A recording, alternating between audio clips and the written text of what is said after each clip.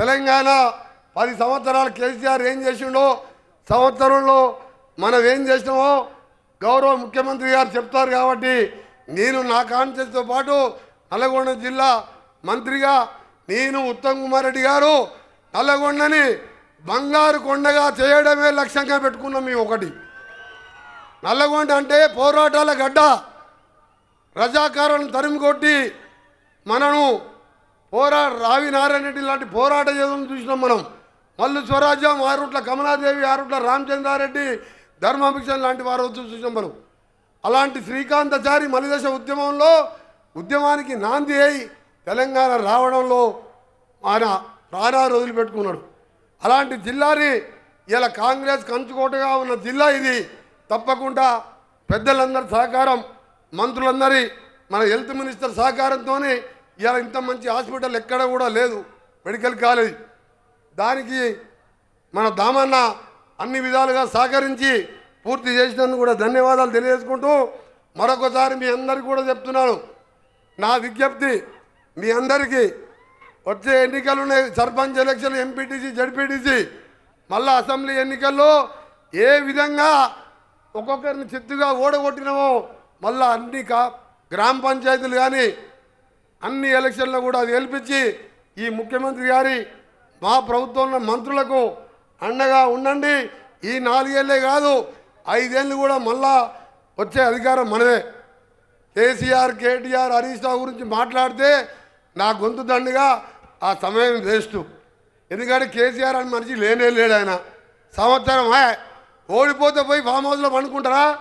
30 ఎమ్మెల్యేలు ఉన్నారు కదా, బయటకు వచ్చి మాట్లాడచ్చు కదా. అదే మా బట్టన్న 5 ఎమ్మెల్యేలు ఉన్నా 5 సంవత్సరాలు ప్రభుత్వాన్ని గల్లబట్టి నిలదీసి ప్రజల కోసం పాదయాత్ర చేసిన నాయకుడు. 30 ఎమ్మెల్యేలు ఉండి ఇప్పటికి బయటికి రాడు. హరీష్, కేటీఆర్ మాట్లాడతారు ఏ హోదాలో. హరీష్ రావు ఏవో కేటీఆర్ మామ అని చెప్పి వాళ్ళు ఎమ్మెల్యే అయ్యిండు. కేటీఆర్ ఏవో వాళ్ళ నాయన నాయకుడు కాబట్టి ఎమ్మెల్యే అయ్యిండు. నేను అలాగే మన నాయకుడు రేవంత్ రెడ్డి గారు రైతు కుటుంబంలో పుట్టి ప్రజల కష్టాలు చెప్పి ఈ స్థాయికి వచ్చినాం.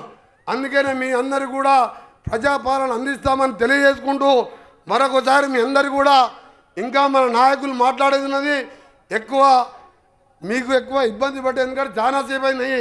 అయినా 1 సంవత్సరం దీనికి ముఖ్యమంత్రి గారు చాలా మంది మంత్రులు అడిగిన మన నల్గొండ పోరాటాల జిల్లాకు వచ్చిండు, నా కాన్స్టిట్యున్సీకి వచ్చింది కాబట్టి ముందుగా గౌరవ ముఖ్యమంత్రి గారిని మాట్లాడవలసిందిగా వారికి విజ్ఞప్తి చేస్తూ స్వాగతం పలుకుతూ ఆ తర్వాత ఉత్తమ్ కుమార్ రెడ్డి గారు, దామన్న గారు, డిప్యూటీ సీఎం గారు ఫైనల్గా మాట్లాడతారు.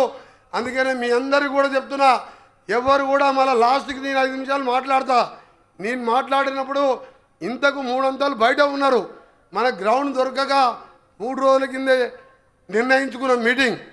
అందుకనే మీ అందరు కూడా విజ్ఞప్తి చేస్తూ ఇంకా అరగంట ముఖ్యమంత్రి గారు మాట్లాడిన తర్వాత మన మంత్రులందరూ మాట్లాడతారు, మనకు వరాలు ఇస్తారు.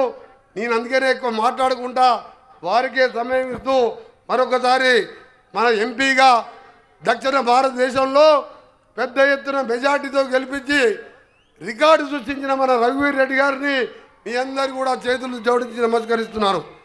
మన అగ్రికల్చర్ మినిస్టర్ గారు తుమ్మల నాగేశ్వరరావు ఇన్ఛార్జ్ మినిస్టర్గా అడుగున ఎప్పుడు పిలిచినా నేను మీకు అండగా ఉంటానని ఆ అనుభవాలతో పాటు రైతులకు అండగా ఉంటున్న ఇన్ఛార్జ్ మినిస్టర్ గారు కూడా స్వాగతం పలుకుతూ